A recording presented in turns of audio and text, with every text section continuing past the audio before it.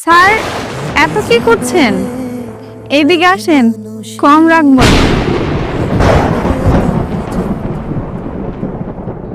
এই মনেতে দুঃখেরই স্রোত। আগে যদি জানতাম আমি করবি তুই এমন, বিশ্বাস কইরা দিতাম না আমার বুঝ মন।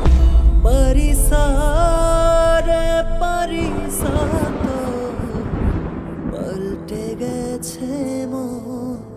পরিসারে পরিসাত কি ব্যাপার? যাইবেন বলে চলে যেতেছেন কেন? না স্যার, আমি আপনার সাথে যাবো না। কেন? দেখো, আমার তোমাকে ভালো লেগেছে। তোমার চোখটা অনেক সুন্দর, অনেকটা আমার প্রিয় মানুষটার মতো। আমি কইলাম তো আমি যাবো না। কত নিবা সেটা বলো। দেখো, 200-300 টাকা না, একেবারে তোমাকে 5,000 টাকা দিব।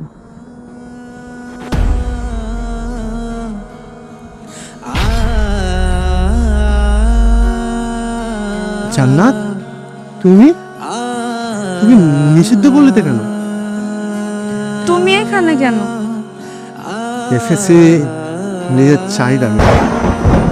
তুমি এখানে কি করছো সেটা বলো। এখানে মানুষ কি করে জানো না?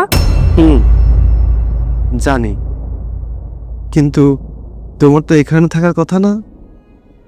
তোমার তো নতুন স্বামী, নতুন সংসার, অনেক সুখেই থাকার কথা। এই বিষাক্ত জীবনে কেন? হুম, তোমাকে ঠকানোর ফলে প্রকৃতি আমাকে খুব বাজেভাবে শাস্তি দিচ্ছে।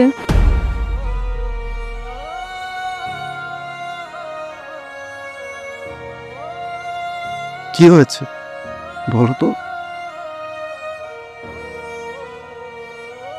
আমি তো সবকিছু ছেড়ে তোমার কাছে চলে এসেছি, তাই না? তুমি আমাকে কখনো ঠকাবে না তো? তুমি আমার কাছে আসছো কতদিন হলো?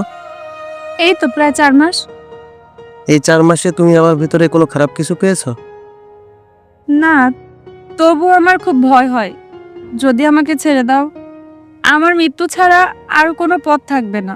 আরে না পাগলি, তুমি কি যে বলো না, আমি তোমাকে অনেক ভালোবাসি। তোমার কথা শুনে তো মনে হচ্ছে ও অনেক ভালো মনের একজন মানুষ। হ্যাঁ, আমিও তোমার মতন তাই ভাবছিলাম, কিন্তু ওর ভালো মানসিকতার পেছনে লুকিয়ে ছিল ভয়ানক একটা চেহারা। ও 6 মাস ধরে আমার কাছে ছিল, আমি কিছুই বুঝতে পারিনি। হঠাৎ একদিন এই পতিতালয় নিয়ে আসে আর আমাকে রেখে চলে যায়। আমি এখান থেকে আর বের হতে পারিনি।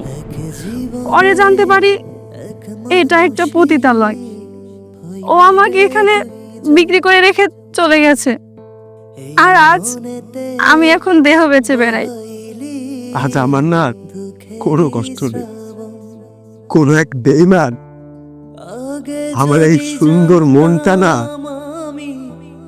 ভেঙে চুড়ে শেষ করে দিয়ে গেছে।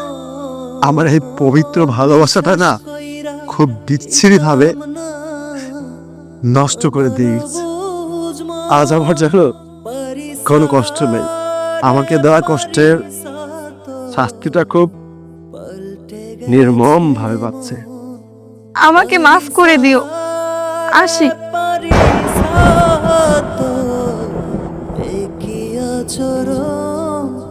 পরিসারে পরিসাত পাল্টে গেছে মন।